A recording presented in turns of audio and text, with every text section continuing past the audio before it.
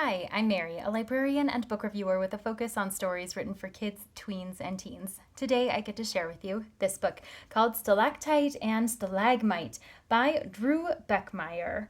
Over millions of years in the darkness of a cave, two unlikely friends are growing ever closer together.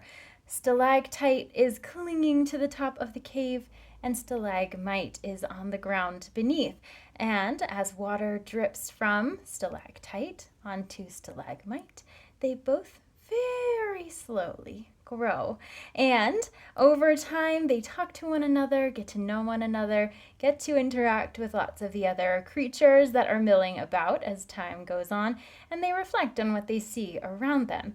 And even though the world is changing in dramatic ways behind them, the two, stalactite and stalagmite, are changing in their own ways, ultimately ending up as something new.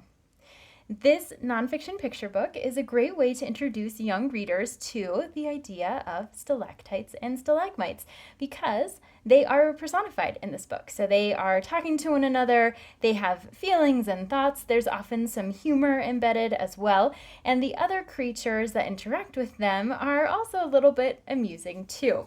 As you're going through the story, you see in the background all the changes that are happening in the environment, and so that's kind of what helps denote the passage of time. Obviously, millions of years is going to take a lot longer than one picture book, but because of the way that this is designed, it really exemplifies that passage of time in a way that is easy for readers to understand, that these growing parts of the cave are growing so slowly that they have seen all of these changes over the earth. So the illustrations are very childlike in their presentation. There's a lot of watercolor, as you can see, which goes along with the theme of the cave and the water dripping off of the stalactite at the top. And then you can see that there's not a huge amount of text, so great for upper preschool into early elementary, especially if you have a unit about caves or stalactites, stalagmites, things like that. And then you can kind of talk about how the earth changes over time. At the end, there's some back matter that helps to support the book.